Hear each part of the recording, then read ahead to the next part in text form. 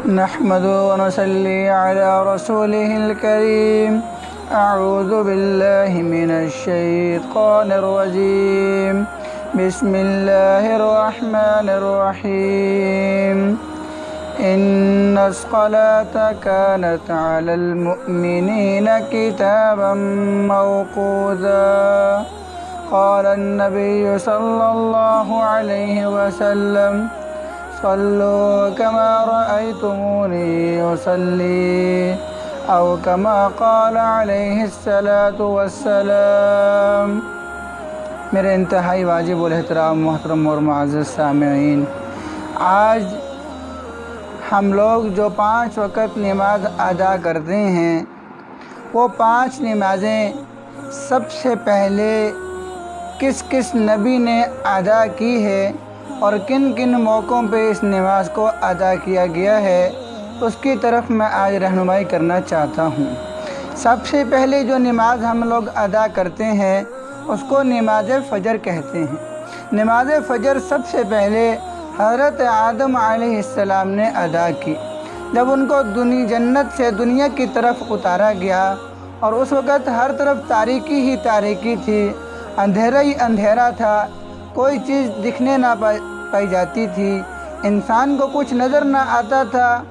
تو اس اندھیرے کی وجہ سے حضرت آدم علیہ السلام خوف زدہ ہو گئے، گھبرا گئے۔ تو آہستہ آہستہ روشنی پھیلنے لگی آسمان دنیا پر، اور سورج کے طلوع ہونے سے پہلے حضرت آدم علیہ السلام نے اس ہلکی سی روشنی کو دیکھ کر شکرانے کے طور پر 2 رکعت نفل ادا کیے۔ اللہ جل شانہ کو یہ 2 رکعت ان کی ادا کرنا اتنی پسند آئی، اللہ جل شانہ نے ان 2 رکعتوں کو امت محمدیہ صلی اللہ علیہ وسلم کے لیے بطور نماز فجر کے فرض فرما دیا۔ اور اس کے ساتھ ساتھ نماز ظہر کی جو 4 رکعتیں ہیں، یہ سب سے پہلے حضرت ابراہیم علیہ السلام نے ادا کی، اور وہ اس موقع پر ادا کی کہ جب ان سے حضرت اسماعیل علیہ السلام کو ذبح کرنے والا امتحان لیا گیا، اور اس امتحان میں جب ان کو کامیاب کر دیا گیا تو اس موقع پہ انہوں نے 4 رکعت نماز ادا کی۔ پہلی رکعت یہ ادا کی کہ اللہ جل شانہ نے ان کو اس امتحان میں کامیاب کیا، اور دوسری رکعت اس بات پر ادا کی کہ اللہ جل شانہ نے حضرت اسماعیل علیہ السلام کی جگہ پر جنت سے مینڈے کو اتارا، اور تیسری رکعت اس بات پر ادا کی کہ اللہ جل شانہ نے حضرت ابراہیم علیہ السلام کو اتنا صابر بیٹا عطا فرمایا۔ چوتھی رکعت اس بات پر ادا کی کہ اللہ جل شانہ نے اس موقع پر حضرت ابراہیم علیہ السلام سے براہ راست خطاب کیا: قد صدقت الرؤیا انا کذالک نجزی المحسنین۔ آپ نے اپنے خواب میں حضرت اسماعیل علیہ السلام کو ذبح کرتے ہوئے دیکھا، آپ نے اس خواب کو سچ کر دکھایا، اور ہم اسی طرح احسان نیکوکار بندوں کو بدلہ عطا کرتے ہیں۔ ان 4 بڑے موقعوں کی وجہ سے حضرت ابراہیم علیہ السلام نے 4 رکعت نماز ادا کی۔ اور اسی طرح نماز عصر سب سے پہلے حضرت یونس علیہ السلام نے ادا کی، جب ان کو مچھلی کے پیٹ سے نکالا گیا تو اس نے شکرانے کے طور پر 4 رکعت نماز پڑھی۔